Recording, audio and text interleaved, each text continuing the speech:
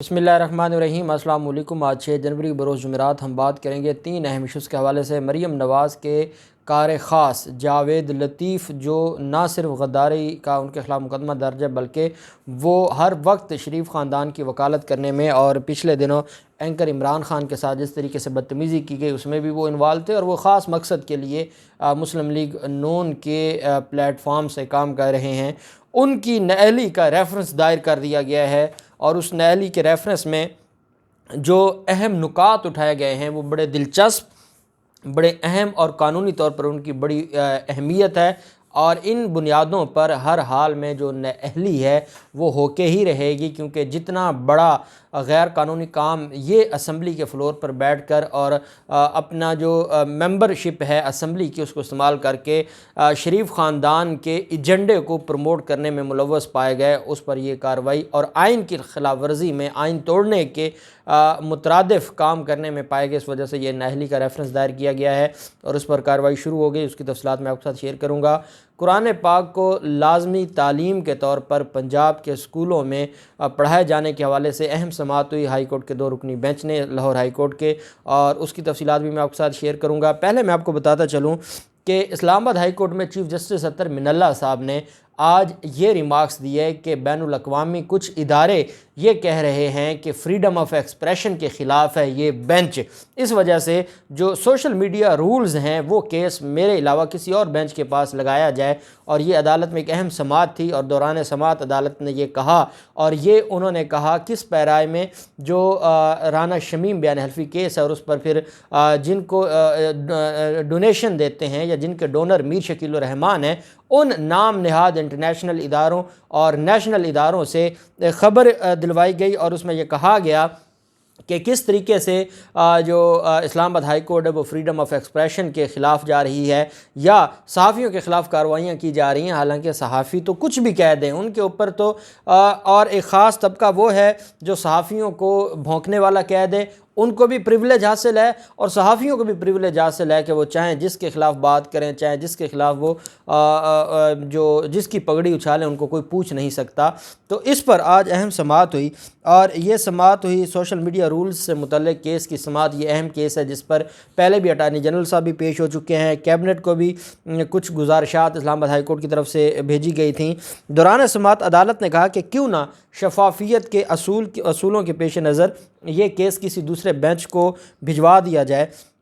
और अदालत में इस्लामाबाद हाई कोर्ट में सोशल मीडिया रूल्स के ख़िलाफ़ दरख्वास्तों पर समाअत करते हुए चीफ जस्टिस अतर मिनल्ला साहब ने तमाम दरख्वास्तों को यकजा करके समाअत की। जो सोशल मीडिया रूल्स बनाए गए थे हुकूमत की तरफ से, ये उनके ख़िलाफ़ बेसिकली दरख्वास्तें दी, मुख्तलिफ़ लोगों ने दरख्वास्तें दी हुई थी और उन दरख्वास्तों पर यह समाअत हुई। अदालत ने अदालती मुआवनीन को नोटिफाइड सोशल मीडिया रूल्स से मुतल्लिक़ ब्रीफ जमा कराने की भी आज हदायत की। जो इंटरनेशनल जो एक तरीक़ाकार उस पर उस्मान वड़ायत एडवोकेट साहब ने अदालत से कहा कि डिजिटल माहिरीन को भी इस केस में अदालती मुआवन मुकर्रर किया गया था। इस हवाले से डिजिटल एक्सपर्ट्स की भी राय ले ली जाए। इस हवाले से कुछ सवालात भी तैयार किए गए हैं। ईमान मिजारी एडवोकेट ने कमरे अदालत में सवालात पढ़कर सुनाया, जिस पर चीफ जस्टिस ने कहा हम तो बुनियादी तौर पर एक सवाल ही देख सकते हैं, क्या सोशल मीडिया रूल्स किसी भी तौर पर आइन के आर्टिकल 19 और 19 ए से मुतसादिम तो नहीं है। हमने तो सिर्फ आइन के आर्टिकल्स को देखना है और इससे आगे पीछे हम नहीं जा सकते। दौरान समाअत चीफ जस्टिस अतर मिनल्ला साहब ने यह कहा कि आप क्या समझते हैं कि सारे केसेस कोई और बेंच न सुने? कुछ इंटरनेशनल ऑर्गेनाइजेशंस समझती हैं कि ये बेंच फ्रीडम ऑफ एक्सप्रेशन के ख़िलाफ़ है, क्यों ना शफाफियत के असूलों के पेश नज़र ये केस किसी दूसरे बेंच को भिजवाया जाए। समाअत के दौरान जो वकला थे मुख्तलिफ़ फ़रीक़ैन के, उन्होंने अदालत से कहा कि वो किसी दूसरे बेंच को भिजवाने की मुखालफत करते हुए कहा कि हमारी राय इस कोर्ट के बिल्कुल मुख्तलिफ है। जिस पर अदालत ने कहा कि आप क्या चाहते हैं, तो उन्होंने कहा कि जो लोग ये राय दे रहे हैं हमारी उनसे राय मुख्तलिफ है। यही वो अदालत है जो फ्रीडम ऑफ एक्सप्रेशन पर काम करती है और फ्रीडम ऑफ एक्सप्रेशन के लिए यही अदालत बड़े फ़ैसले दे चुकी है। हम इसी अदालत के सामने अपना केस सुनवाना चाहते हैं। अदालत ने केस की समाअत 3 फरवरी तक मुलतवी करते हुए रिपोर्ट तलब कर ली है। और ईमान मज़ारी आप जानते हैं शीरी मज़ारी की बेटी है। अब ये वो लोग हैं जो नाम नहाद, इनका सोशल मीडिया से इतना ही तल्लक है कि इदारों के ख़िलाफ़ गालम गलूज करना या झूठे इल्ज़ाम लगाना, या जो कल DGISPR ने बात की थी कि जो खला है अवाम और इदारों और रियासत के दरमियान एक खरीज पैदा करने की कोशिश करने वाले ये लोग हैं।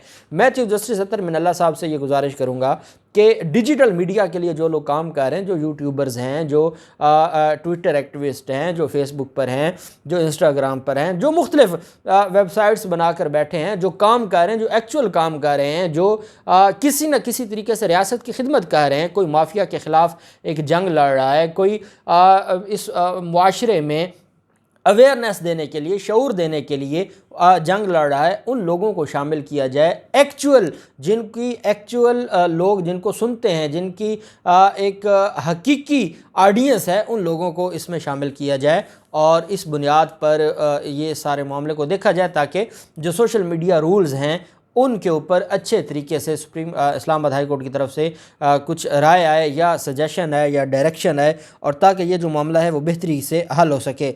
दूसरी तरफ आज जस्टिस शाहिद वहीद खान साहब की सरबराही में 2 रुकनी बेंच ने लाहौर हाई कोर्ट में, ये एक बड़ा अहम केस है और ये इस वजह से अहम केस है कि ये हमारे बतौर मुसलमान हमारे लिए बड़ा एक अहम एक मामला है, और वो है कुरान पाक की जो तालीम है उसको लाजमी करार देने के हवाले से आज अदालत में समाअत हुई। अदालत ने टीचरों की भर्ती के लिए पेश करदा सेक्रेटरी एजुकेशन की जो रिपोर्ट है उसको गैर तसल्ली बख्श करार दे दिया। अदालत ने सेक्रेटरी एजुकेशन को जामी रिपोर्ट पेश करने का हुक्म दिया। अदालत में अरबी टीचरों की भर्ती की मंजूरी का मुसवदा पेश कर दिया गया। मुसवदा सेक्रेटरी एजुकेशन की तरफ से एडवोकेट जनरल पंजाब ने अहमद अवैस साहब ने अदालत में पेश किया। सेक्रेटरी एजुकेशन ने कहा कि हम MA अरबी की अहलियत वाले लोग भी इसमें मौजूद हैं और उनको भी हम भर्ती कर रहे हैं ताकि वो कुरान पाक बढ़ा सकें। साथ ये भी कहा कि इस वक्त 90,000 टीचरों की पोस्टें खाली हैं। अदालत ने इस्तफसार किया कि आप इन सीटों पर क्यों नहीं भर्ती करते, इस तरह प्लान दें कि ऐसी पोस्टों पर इस किस्म के लोग पढ़ाएंगे, आप तफसीलात दें, हम वज़ीर आला से पूछ लेंगे, नहीं तो हम वज़ीर आला को तलब कर लेंगे, क्योंकि ये जो वो मामला ये एक बुनियादी अकीदे का मामला है हर मुसलमान का। और अगर मुसलमानों के बच्चे स्कूल जाते हैं, उनको अंग्रेज़ी पढ़ने को दी जाती है, साइंस पढ़ाई जाती है, मैथ पढ़ाई जाती है, तो जो हमारी बुनियादी हमारी ज़िंदगी गुजारने के लिए जो हमारे लिए उसवा हसना है और हमारी बुनियादी जो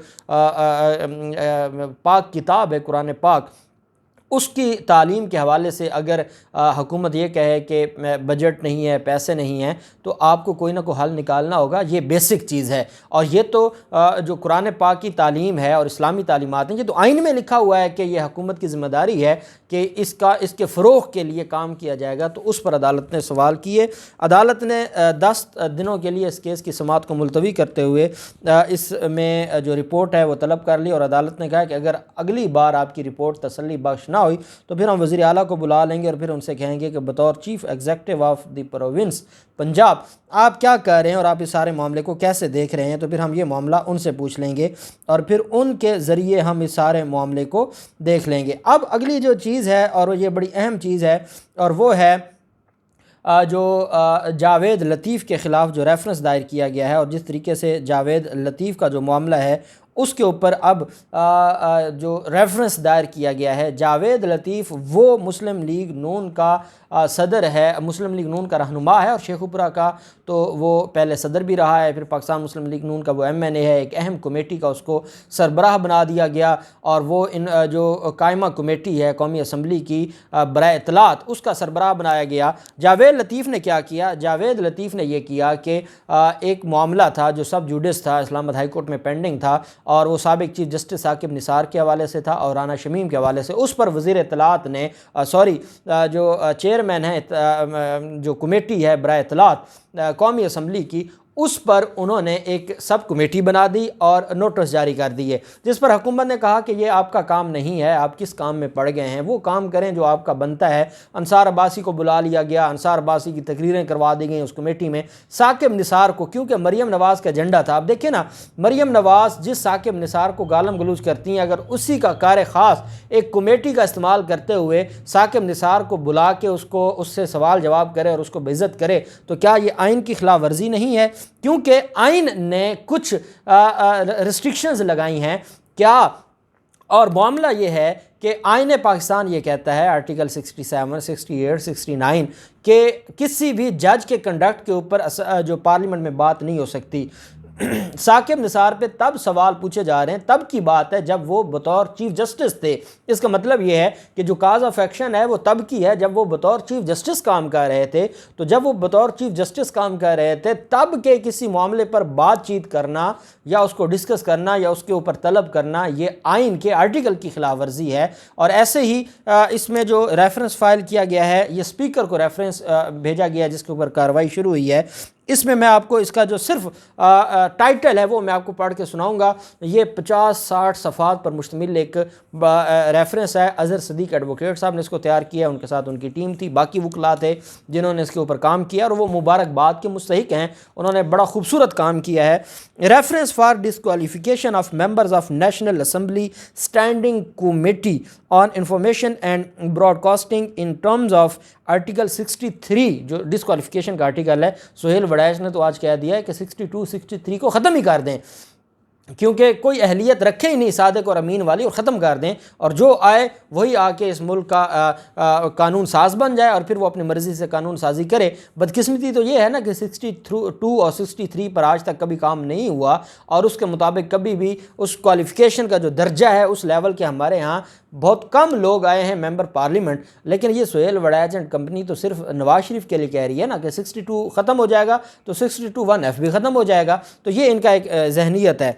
अच्छा, इसमें कहा गया है कि ये जो in terms of article 63 sub article 2 read with all enabling provisions of article 62 and 63, 67, 68, 69 and article 19 rid of the constitution of Islamic Republic of Pakistan 1973।